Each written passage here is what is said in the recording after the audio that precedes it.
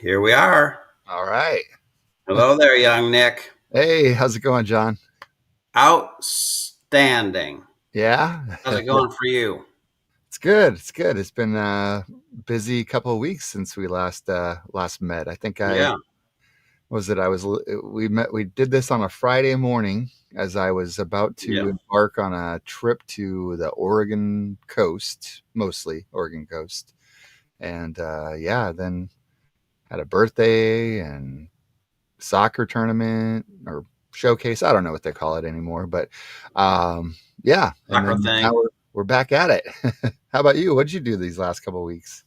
Well, we had a nice trip out to just north of Madison for a high school unofficial reunion. About Oh, 50 or oh, 60 of us wow. out of the class of 540.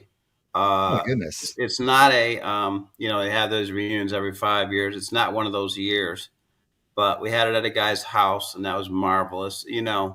Yeah. You and I were talking about you turning 43 when before the show came on, and Yeah. I was at this party with all these people. Everybody's very nice, but everybody's very old, with about two exceptions. But my goodness, the years have flown by. We graduated from high school, and here we are, old. So wait a minute. In back in, World War II era there. No, I'm just kidding. Um, you had a high school class of 500 people, a graduating class? Yeah, 540. Oh my goodness. How many counties were in that school? Exactly. One. It's the baby boom, my friend. It's the Oh my baby boom. gosh. You know, Yes. I went to a pretty decently good sized high school, and I want to say our graduating class was like 350. But, we had, there's over a dozen high schools in my area where I graduated. I went to my nephew's graduation in California, which Yeah, is yeah, yeah. a pretty big school. And I want to say they had about 600. So for you, 45 years ago, I'm Yeah, just throwing that out there. yeah, Um, you know, graduating class size for you was about the same as it is for a lot of places today. yeah, That's yeah. insane. It was big, Yeah. and so we had that party, and it was super great.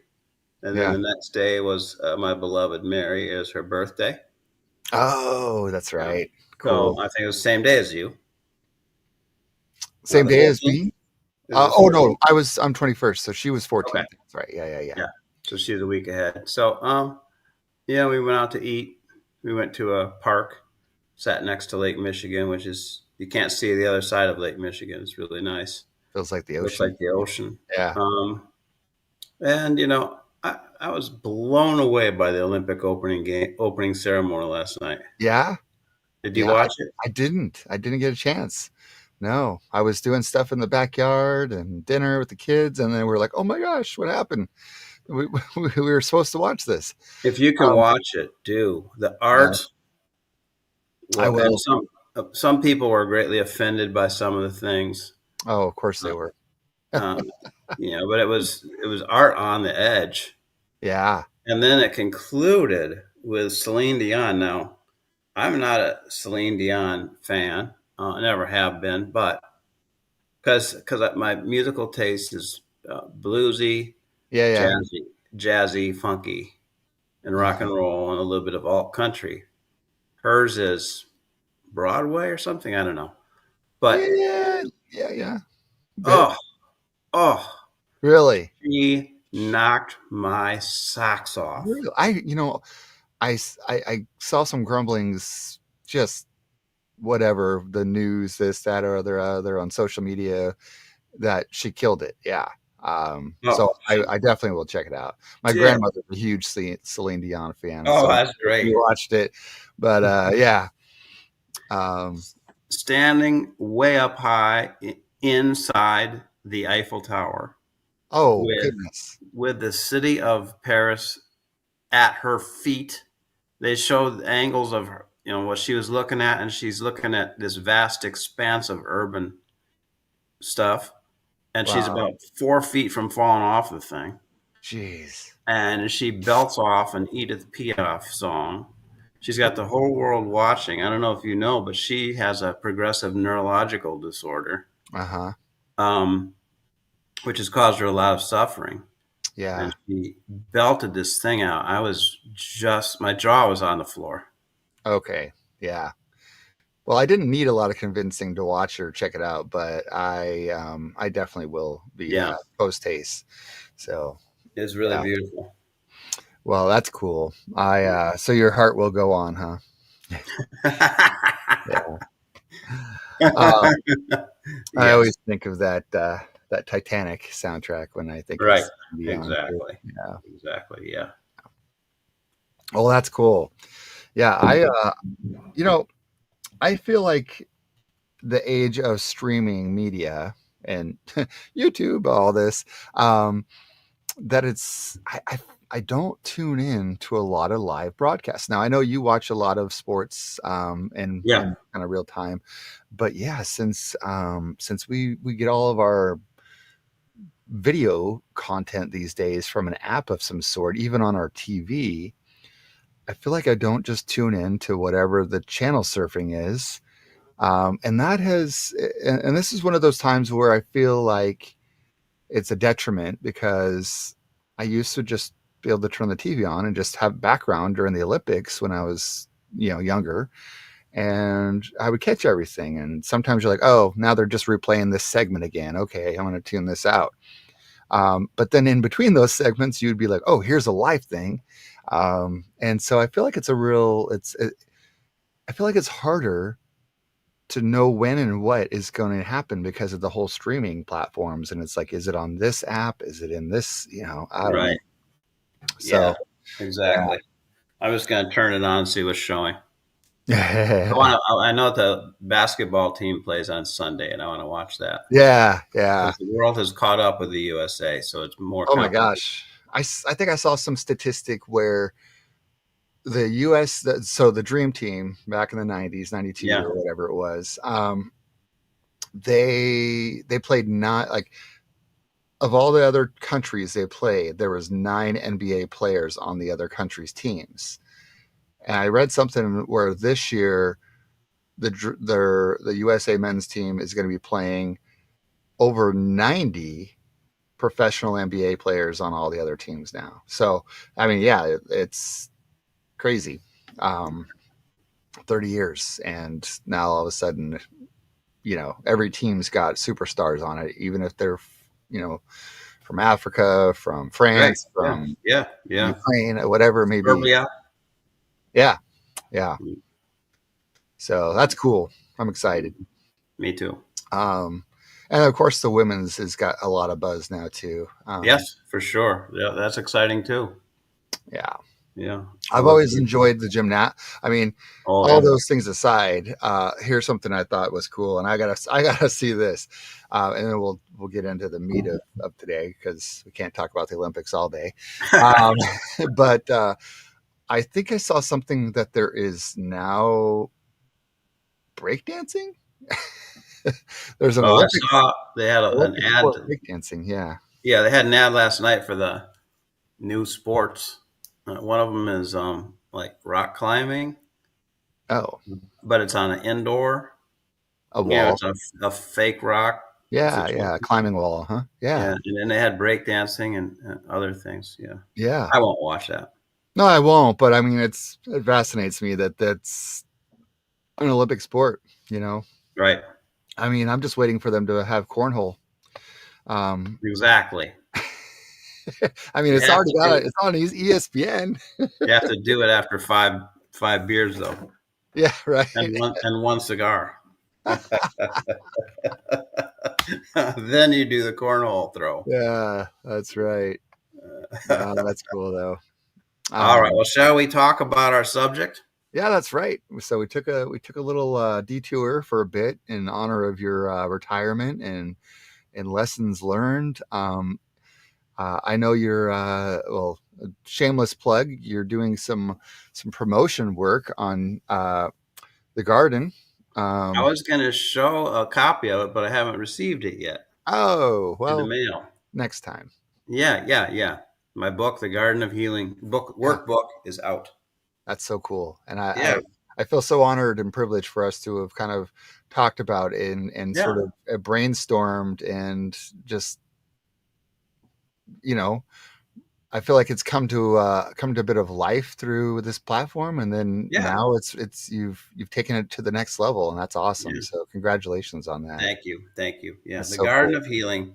For those who don't know, it's a workbook I wrote on um, grieving. The three seeds of it are uh,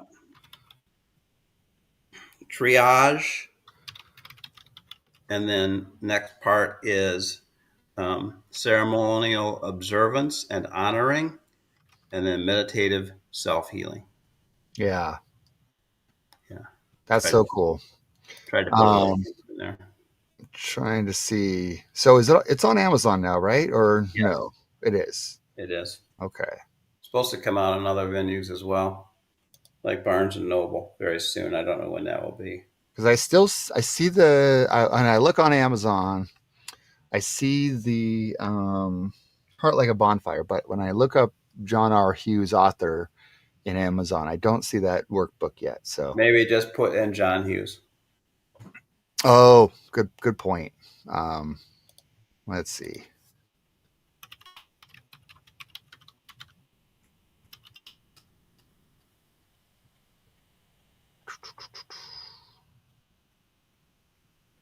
Mm, That's strange. It comes up for me. Comes up for other people too because they've made. Oh, I forgot. I told them to block Nick Davis. okay, so Lucy Hinton is listed on here. She's the painter. She's Ah, the that's right. cover Oh, illustrator. okay. Here, hold on. Let's do this.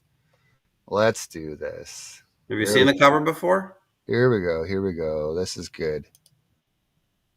Share screen. We're gonna do this Oh, here. you're gonna put it up for There we people to see? go. Oh, look at you! You are a techno wizard. All right. Show on stream. Here we go. And then we're gonna switch this over to this view. Maybe. Yeah, Let's see here. isn't that a beautiful cover?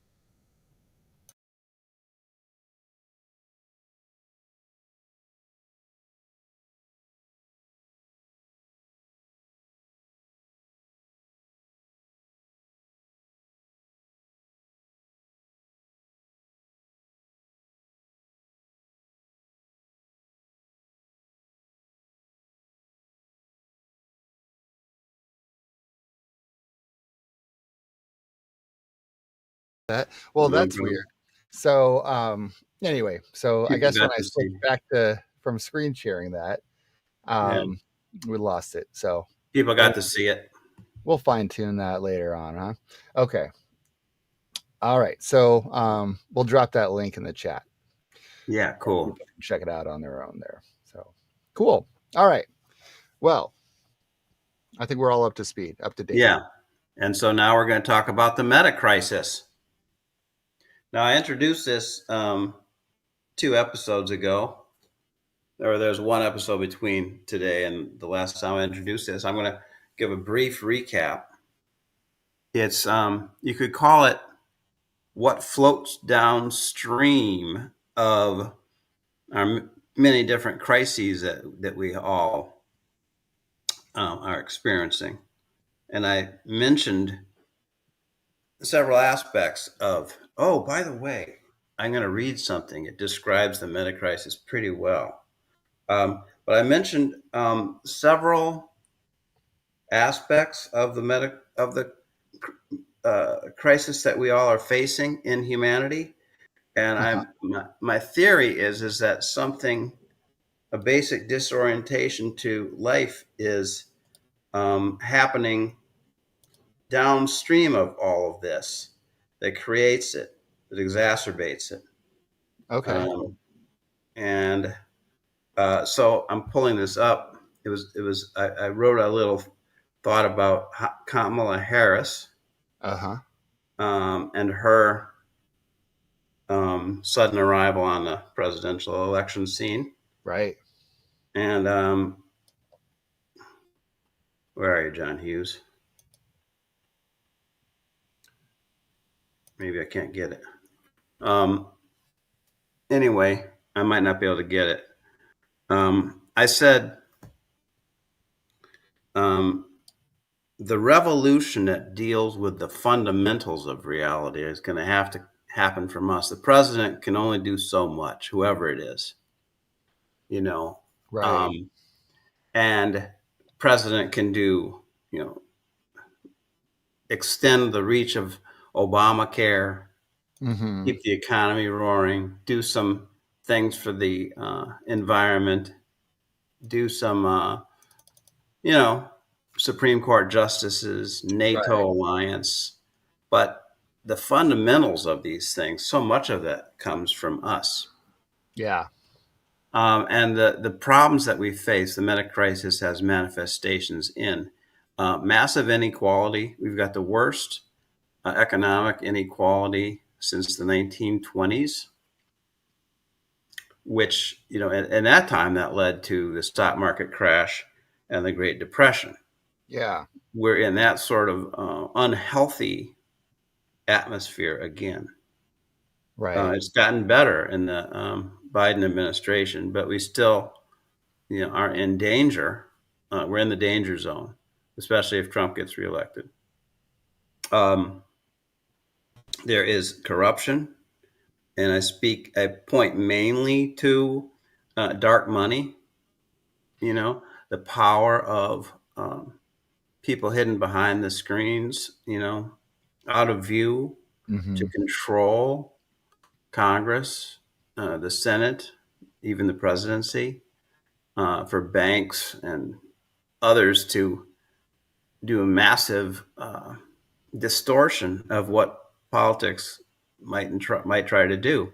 I mean, here in Wisconsin, we've got a Senator Ron Johnson who um, flew to Moscow on the 4th of July a few years ago, maybe Mm-hmm. 5 years ago, with a couple Yeah. other senators, and spent the 4th of July with Putin. Right.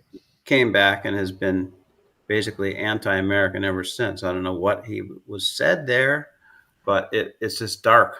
So Yeah. corruption, wealth inequality. Um, we have mental health issues that give rise to not only suicide and gun violence, which are horrific in and of themselves, Right. but also just tens of millions of people suffering. Yeah. You know, we have social media manipulation to the extent that we've got 80 million people voting for a sociopath twice, Yeah.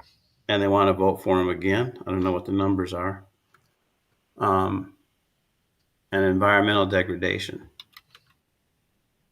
which has, you know, climate change is like 12% of what the dangers are. It's not everything. There's much more. Big one is peak oil, which is, you know, we're running out of the easily obtained oil, and we're going Right. to get into more and more expensive to obtain oil, and so on. I could think, but Yeah. today we're going to talk about how to address it. We're Okay. 21 minutes in. Now we're finally getting to how to. I don't have a solution. How could I? If I had a solution, I'd be a gazillionaire, Right. or Or maybe I'd you be be burned or at the you be stake. assassinated. Right, burned at the stake. Right. Um, but how to navigate it? Yeah.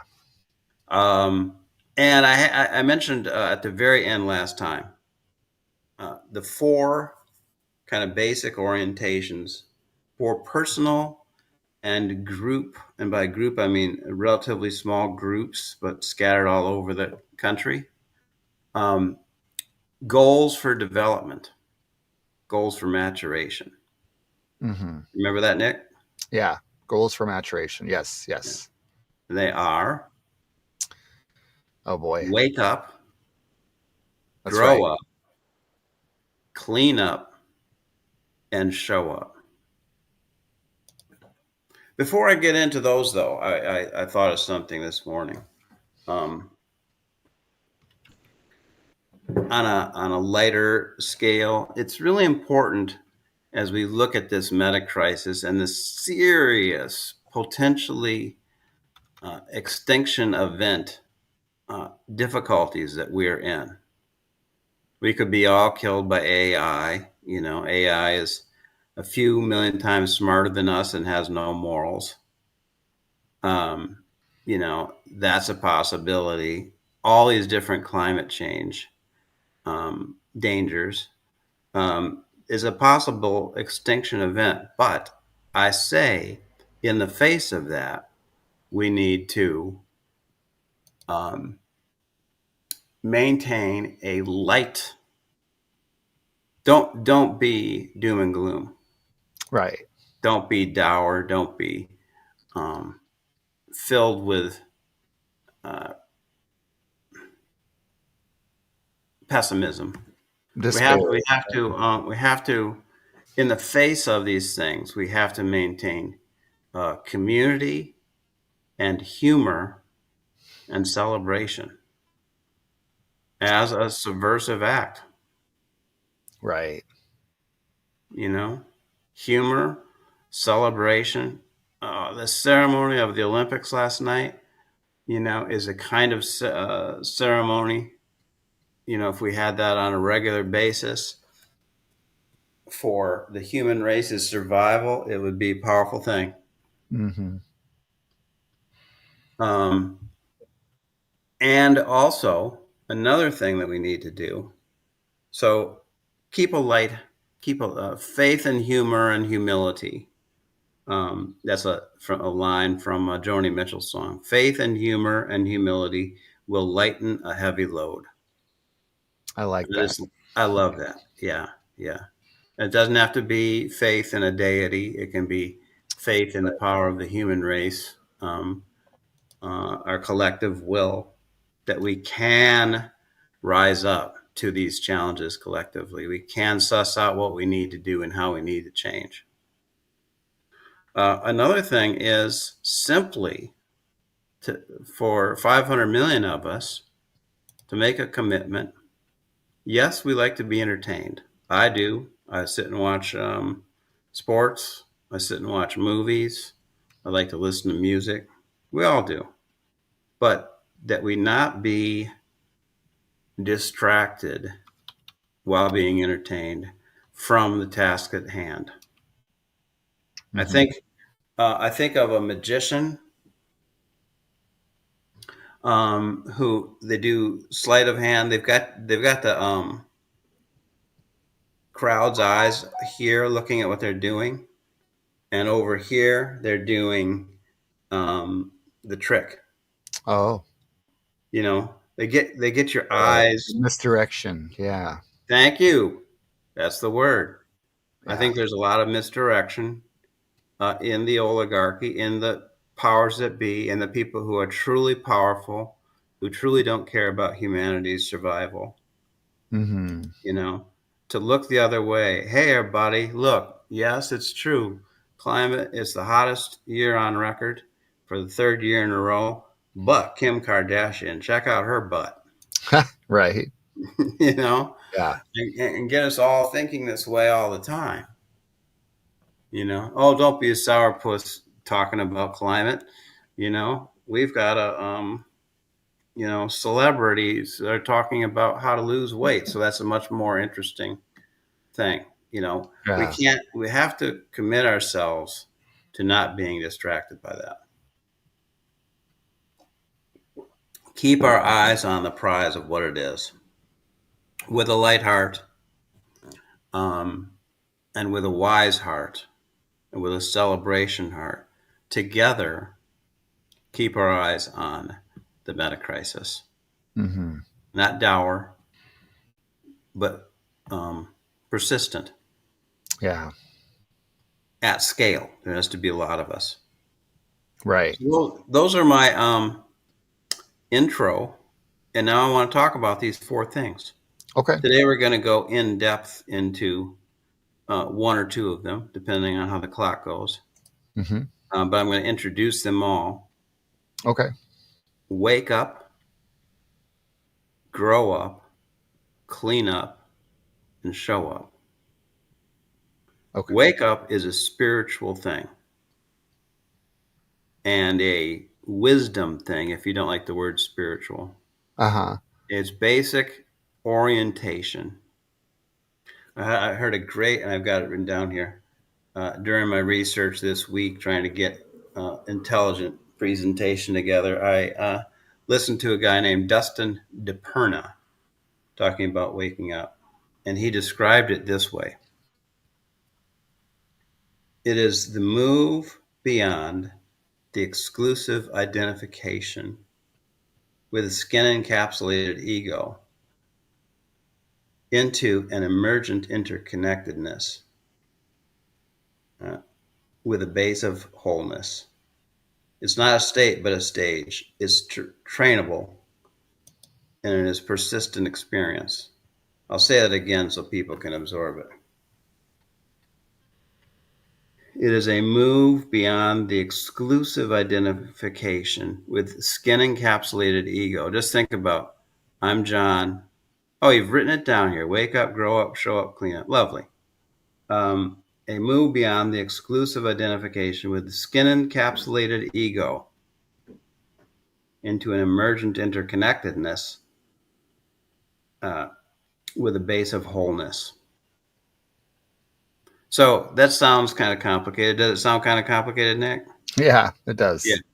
Skin encapsulated ego.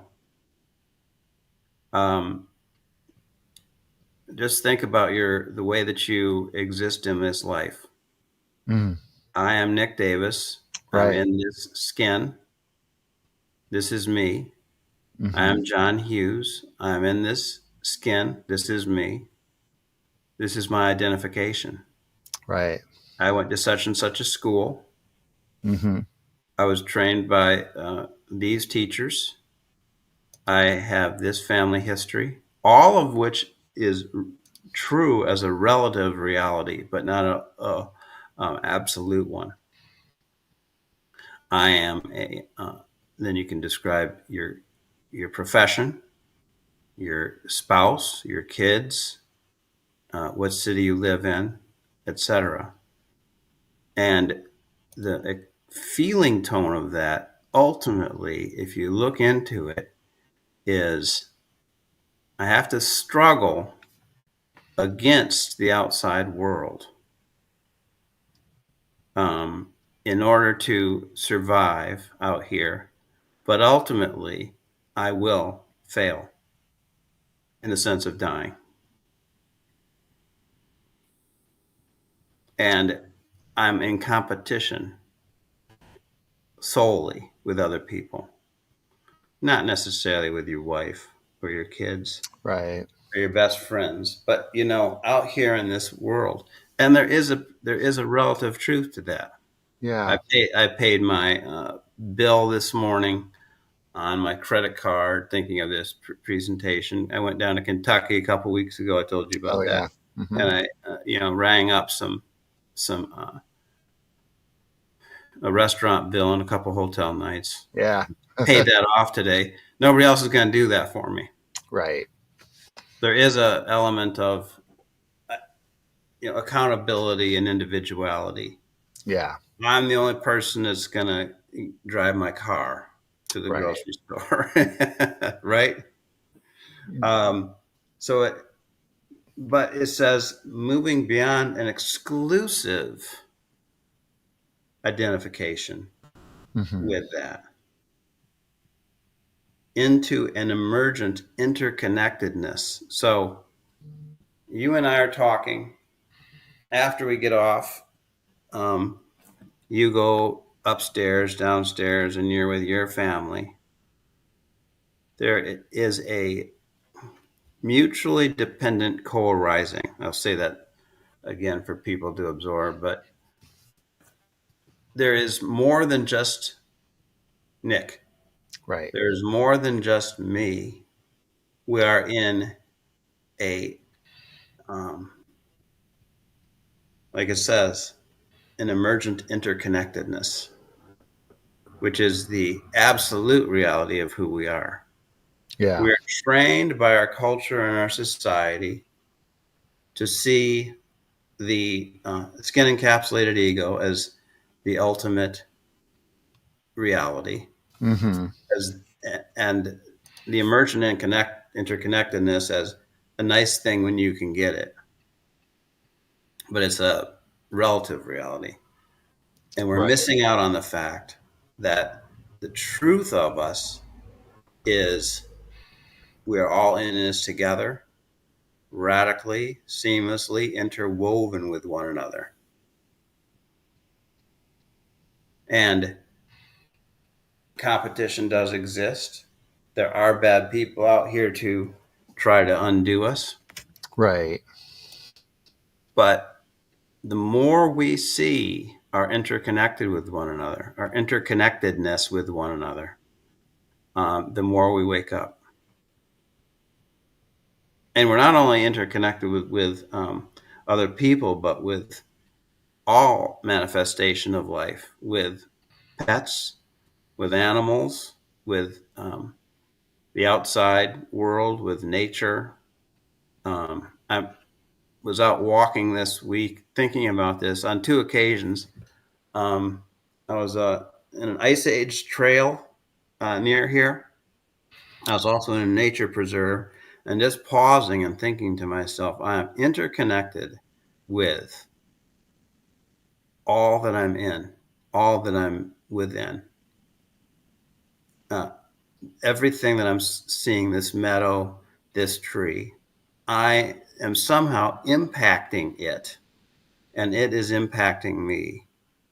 We do not just exist isolated, but we exist as part of an interwoven whole. Does that make any sense, Nick? Yeah. It's You're pretty, you're frozen. You're frozen on my camera, or else you're There you are. it's funny a little bit on my end too. Oh yeah. So And that's kind of this kind of an esoteric thing, but we can work our way into that a little bit more over time. It's kind of hard for some people to understand, but uh, we're seamlessly connected with things, and we're um, deluded into thinking that we're not. Are you there? Yeah, yeah, you're there. I'm Okay. here. Yeah, I'm showing a little bit of a connection issue on my end. Yours looks good though. Are you able to hear me though? I can. Oh, okay, okay, yeah. Gosh, I mean, there's so much to Yeah. kind of unpack there with that. For Um, decades. yeah, right. And I mean, and for those, I mean, what I'm tracking here is kind of this idea of, you know, really a lot of conditioning that Yeah. is focused. Like we've taken in this idea, and I know it's very, Freudian, to say the least, of the kind of the id and the ego, Yes. and I feel like it's almost been,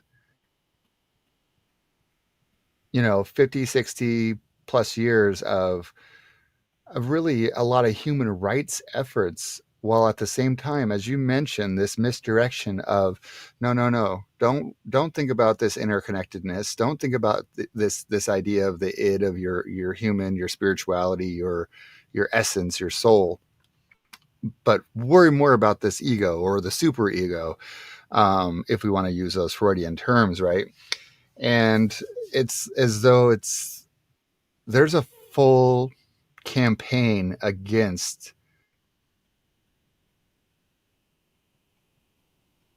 people working on that interconnectedness of their root core soulful connections, and the interconnectedness of things. I feel like there's real conscious efforts, whether it be by industries or governments or whatever the case may be, to really just kind of shred or get people not looking at that human id interconnectedness part and more on the ego superego stuff. 100%. Yeah. And we get to the point where we uh, automatically cooperate with it and Right. agree with it. So Yeah. when I sit down and meditate for an hour, most days, um, I sit down there, and the first 35 to 40 minutes, my mind is automatically working according to the skin encapsulated ego. Hmm. I'm thinking about things I have to do, things I want, ambitions, that sort of thing. Yeah. 35 to 40 minutes each day it takes me to have that calm down, to quell the fires, and to finally get to calm breathing and opening, Yeah. to the experience of being interwoven with everything in a very peaceful way. It takes me that long every single day. And I think we're all there. I think my experience isn't unique. Well, and I think it's so. I mean, we can take that and we can expand on it to, well, let's just take the mental health crisis. When it Mm, takes that long for somebody who has honed these skills, who is consciously aware and enlightened through your path that specializes in these things, imagine for those who do not, how they may never be able to find their way to such uh, a place of peace because they can't see the way there. Um, and so then very good. you wonder why people are depressed, why people have so much anxiety. um, and it's, I mean, years and years, decades of conditioning that's basically saying, no, don't think about those things, don't focus on those things. um, and if you are going to focus on them, be really, really selfish about it. And I hate to say that, but like, there's this movement where people, I feel like, are becoming more self-aware, and they don't realize that self-aware does not mean selfishness.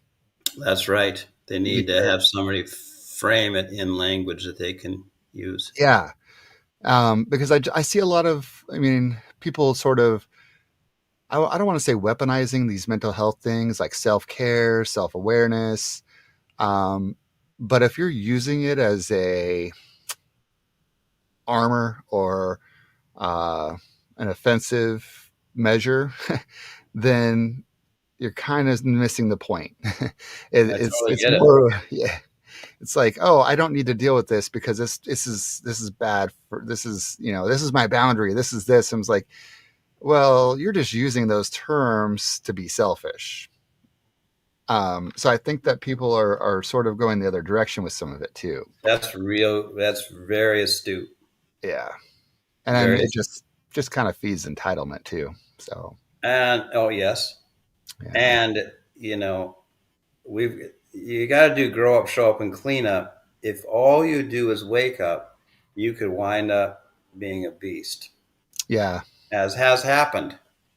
As has happened with spiritual um, teachers who do the one, or they do the grow up, or they do the show up, or the clean up, and they don't do the others.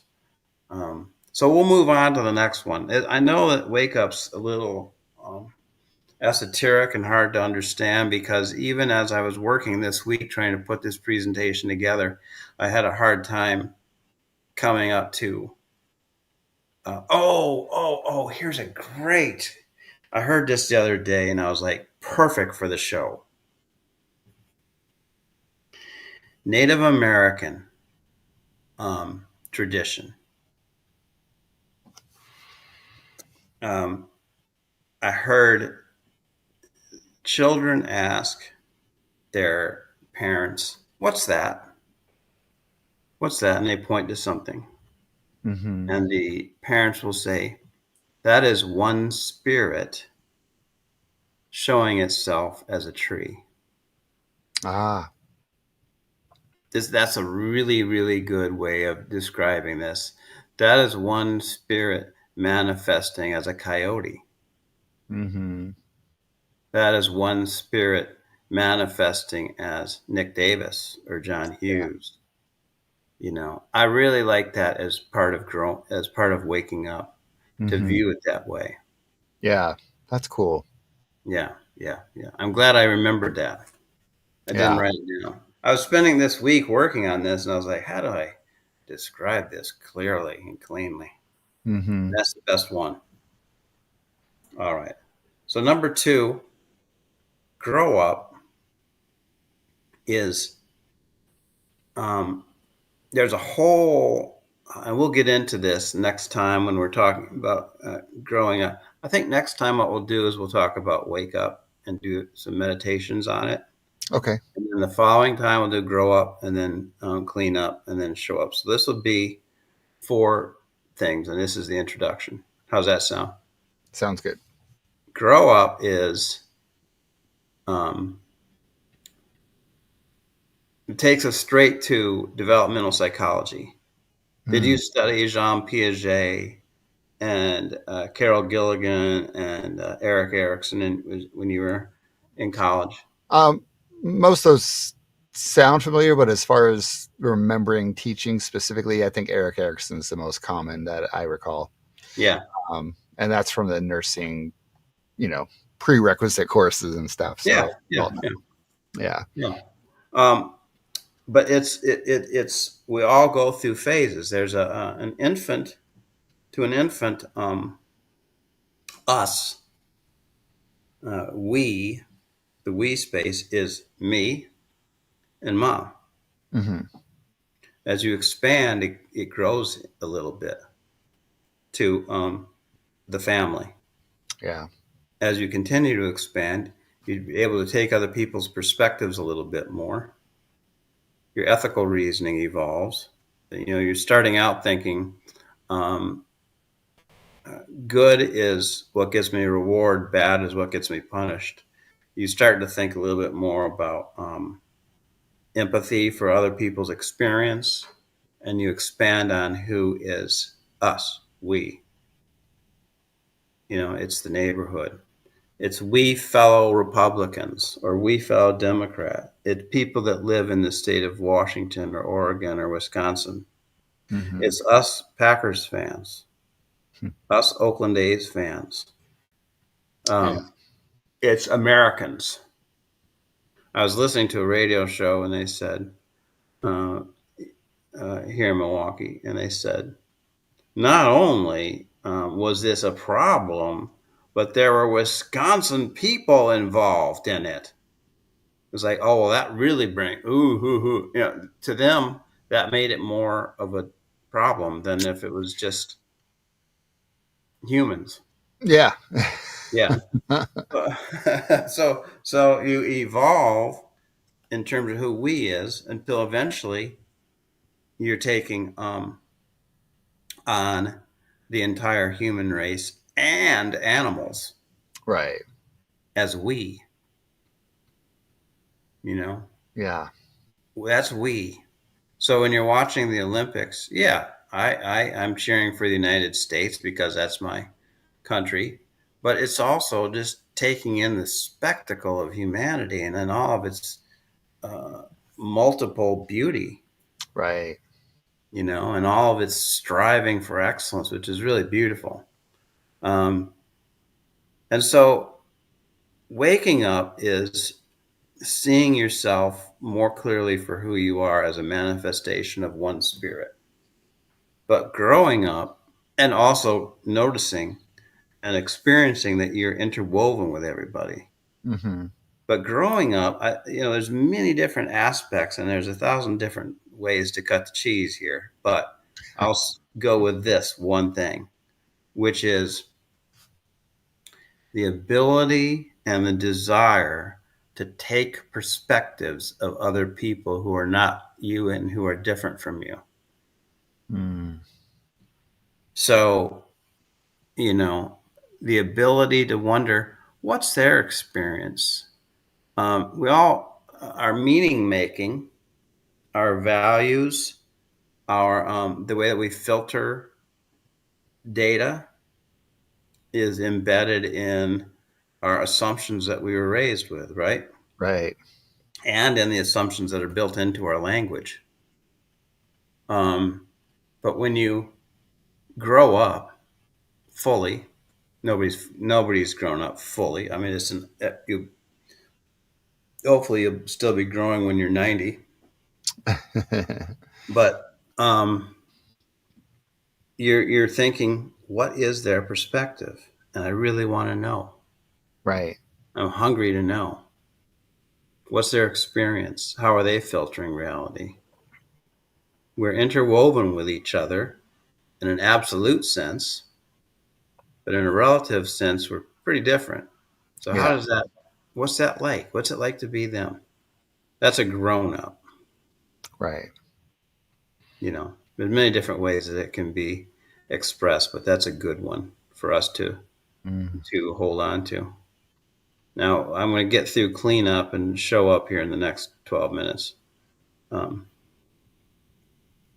Cleanup is a psychological thing. You mentioned Freud earlier, Hmm. um, but it's more Carl Jung, who was a disciple of Freud and then went off on his different way, Right. who talks about shadow. Shadow is um, uh, we all have aspects of ourselves which we disown. So um, you're raised in a certain house that says you're not allowed to be proud of yourself. You've got to be humble. Mm.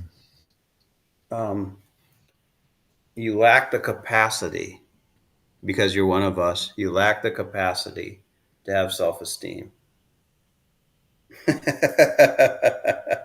Hmm. or you shouldn't be greedy. And the way that they describe greed is wanting to meet your needs. Right. Or you want a present for Christmas or a second present for Christmas. And there's shaming involved. Mm. Or it's not so much your family necessarily, but your culture that you're raised in. I think in this culture now, unfortunately, tragically, there's a lot of sort of we call it anti-intellectualism, but anti-thoughtfulness.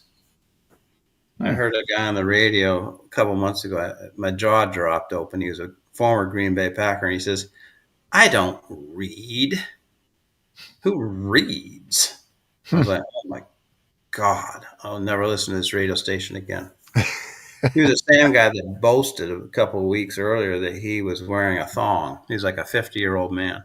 Oh my gosh. I know. I was like, God. His name is Mark Chamora. You can look him up. Mark Uh, Tremore, huh? yeah, he was a linebacker. Tight end. Tight end. That's funny. I didn't think of that. Yeah. Mark Chamora. I played with Brett Favre. Yeah. But so you could grow up and you could be, uh, oh, I would never want to be thoughtful. That's not me. So all these things that you're raised Yeah. to disown are drives that don't go away. Uh huh. They go into the basement. And you say to yourself, I'm not that. It could be horny, Right. erotic, erotic desire. Oh, I would never have erotic desire. Um, they're only for this person. Um, and it all goes into the basement, but it doesn't go away. And Mm. what happens is, since you've disowned it and it's still there, you project it onto other people. Ah. that person's that way. Now they might be actually. You know, so Mhm. so you would want to always be humble, and you've got self-esteem, legitimate self-esteem, but you don't want to own it. So you're like Interesting. looking around, and there's somebody that triggers you into thinking, well, that person is truly arrogant. Yeah. They really suck because they're so arrogant. Or there's also that's a shadow that you're projecting. That Hmm. which you've disowned, you're giving somebody else the blame for.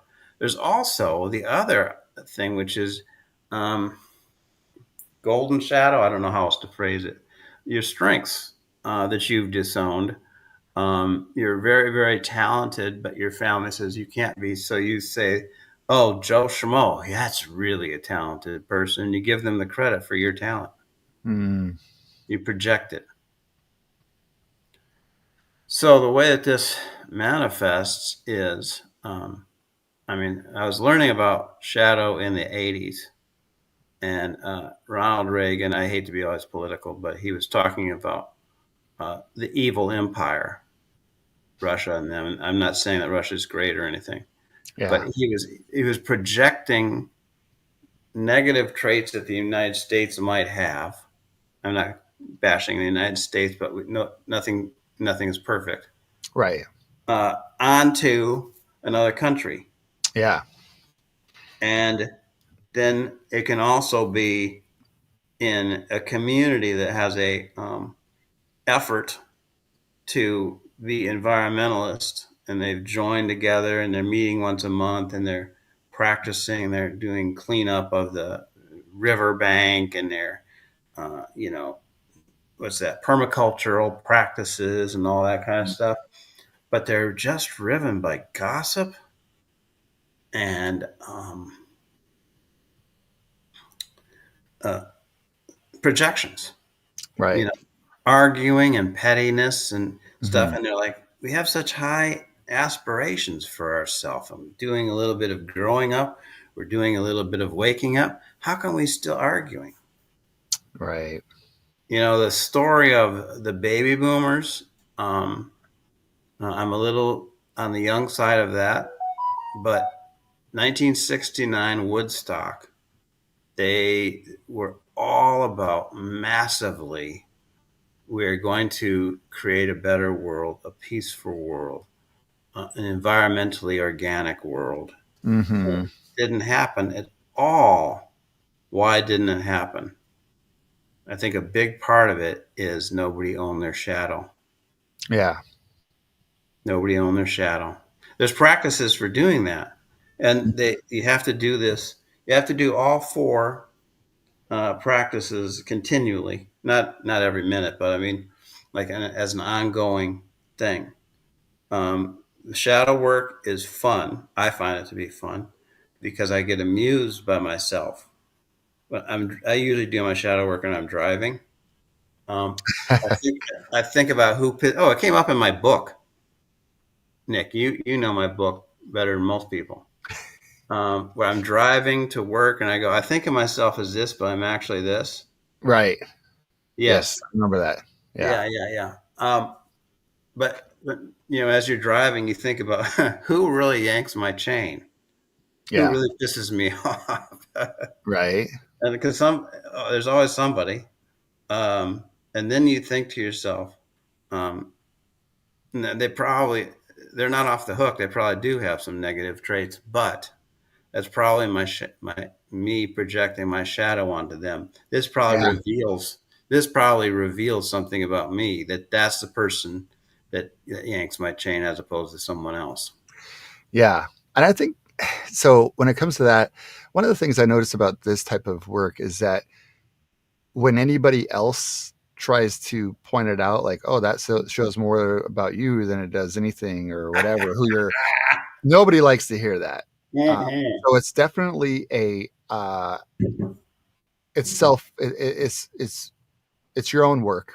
Even like other people can point it out, can call it out, whatever, but it won't work if that's how you initiate it. You have to do it yourself. Um, some things that come to mind as we're talking about cleanup and shadow and the basement. Um, Implicit association, implicit bias, those things that we don't really recognize. And of course, what you kind of talked about with the driving situation, uh, I do that all the time. And it's being able to laugh at your own hypocrisy. Um, Yes. Yes, that's well and said. yeah, and you just have to be like, oh my gosh, I'm getting so worked up over this, but what a hypocrite. Because I'm getting worked up and frustrated over somebody else, but pot pot kettle black, right? Um, yeah. So there's a lot I of was that. in I was in Jungian depth psychology therapy for 2 years, and I came into it and I said, I want to find out what my shadow is and do shadow work. He said, okay, good. And after we'd been talking for about a month, he says, well, I know what your shadow is, and he explained it to me. I was like, Mhm. no, no, no, that's not it. Yeah, you're like, that's not my shadow. No, no, no, that's I not me. want it to be something else Yeah, because I hated it. yeah. I hated it. I wanted it to be something else. It was really great. It was really great. And now I have a sense of humor about who I have been in my shadow life. I think for anybody who And wants, and we'll talk, I guess we'll go into this more when we get into this specifically, a whole episode on it. But I'm excited to explore this personally and with you discussion wise because that's a that's a very vulnerable thing in my opinion to oh, and I think about like I can kind of think of my shadow right now um and to face that down seems really like I want to avoid it already just thinking about it. I love it. I Yeah, love it. Yeah, well, welcome to the human race. We're all in this together. yeah. Everybody has a shadow, and every institution has a shadow, and every project. Like, I think of this because I've spent so much time reading Carl Jung and Jungian type people. I think of this a lot when I hear Amnesty International or Mercy Corps or a lovely organization that's out there trying to change the world. I think to myself, they have a shadow. They do, Hmm. they do, they do. All the people there have a shadow. They have unintended consequences to what they're working on.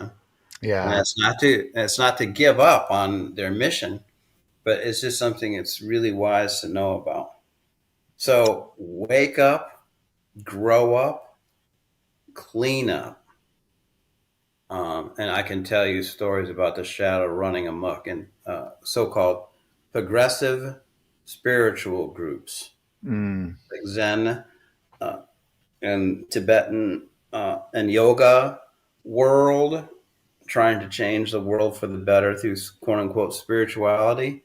That they Mm. haven't done their shadow work, and it's just they're nowhere. I mean, it's just sabotages them.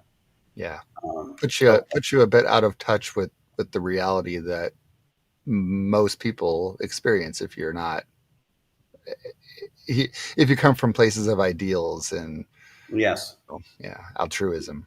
Yeah. yeah, yes. So, and an important thing to say is all four of these things tetra arise. That's a word meaning that they are coming uh, into reality all the time from all four um, levels and are entangled. Either you're growing in all four or you're manifesting a lack of growth. And when you've got all four going at the same time, you can really be a power in the world for betterment. Hmm. So the fourth one is show up. And that can just be as simple as after this thing is over, um, going and being with your family and being present with them rather than having your mind wandering while you're with them. Hmm. That's showing up. It can be um, Showing up can mean volunteering somewhere. It can mean when you go to work and you see your colleagues, truly don't have them be your furniture. You know, it's so easy. I can say this as an experience. I show up and I've got work to do, so I've got the nurse and the social worker and the doctor are there, and I say hello to be nice, but I want to get on to what I'm doing. Right? Yeah. They can be almost a hurdle. Um, but showing up is pausing and really realizing they woke up in their bed this morning and got out of bed, put their feet on the floor, shaved, brushed teeth, put on their clothes, got in their car, had breakfast, drove here, and here we all are together doing this task. Noticing it, and that's showing up for them. How are Hmm. you today? You know, Yeah. um, showing up is multifaceted, but um, if you have woke up, not woke like the contemporary culture uses it, but if you have awakened to being seamlessly interwoven with all life in an absolute way, although there's uh, relative differentiation, and if you have grown up to the sense that you are truly, consistently curious about developing empathy with everybody. What's it like to be the janitor here? Hmm. What's your perspective? What do you see? If you've got your shadow work that you're doing regularly so that you see yourself with a true, authentic humility as a person who is flawed, just like everybody else is flawed, and that you have unintended consequences for your existence. And you show up with curiosity and commitment. I love the word loyalty lately. Loyalty to uh, a regenerative vision for the earth. You know, I'm loyal to the state of Wisconsin. I really am. I'm committed to it, and it's not just the political, uh, geological, or not geological, political boundaries. You know, so I'm not loyal to Iowa or Minnesota, but I'm loyal to this set of plant life, this set of animal life, this climate. Loyal, I show up for this, what they call bioregion that Wisconsin's part of, Mm. um, and to gardening and contributing. So, in the midst of the go back to Metacrisis, like I said at the beginning, I don't have a solution. How could I? But if we come to things with humor and celebration and ceremony and a lightness of touch, faith and humor and humility lighten the heavy load. And if we don't allow ourselves to get too distracted and dissociated by all of the things that are going on in the world, in the media, basically, Yeah. entertainment world, and all the flush of ideas and perspectives that are out there. And we do these four things, which we'll go into each one. We can truly be an effective person and part of an effective community in the world. Is my In the meta crisis. If we had 500 million of us, I know it's a high thing, but if we had 500 million of us doing all four things, Yeah. we would I think that we would actually regenerate much of the world. That's my thought. Yeah. What do you think, Nick?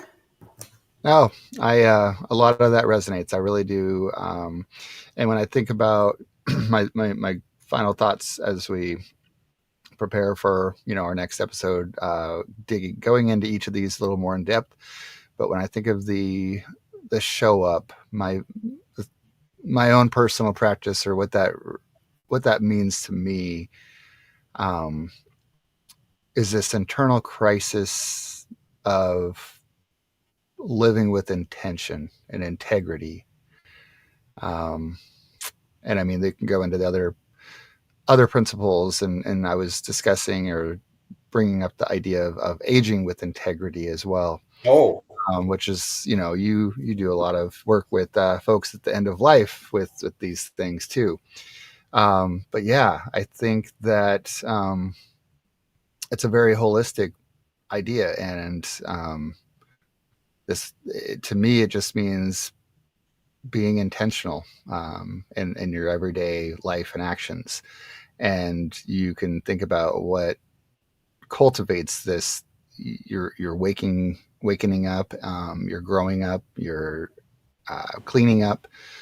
Okay, well, I've done those things, but what's the application to practice, like to my daily life, to moment, and that is the show up. So right. yeah.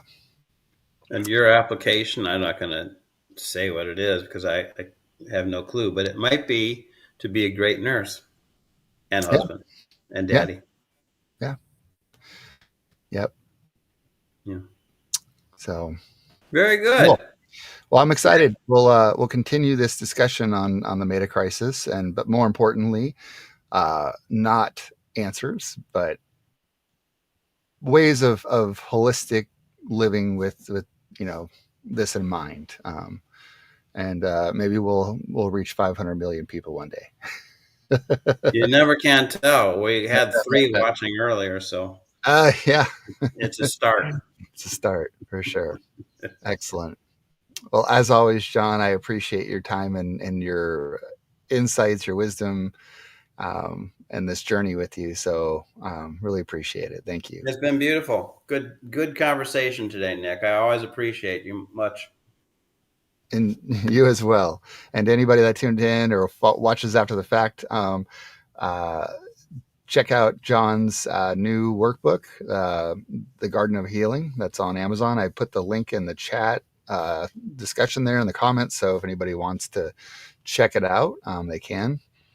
And we will see you next time in a couple weeks. Thank you all. Peace out. Peace.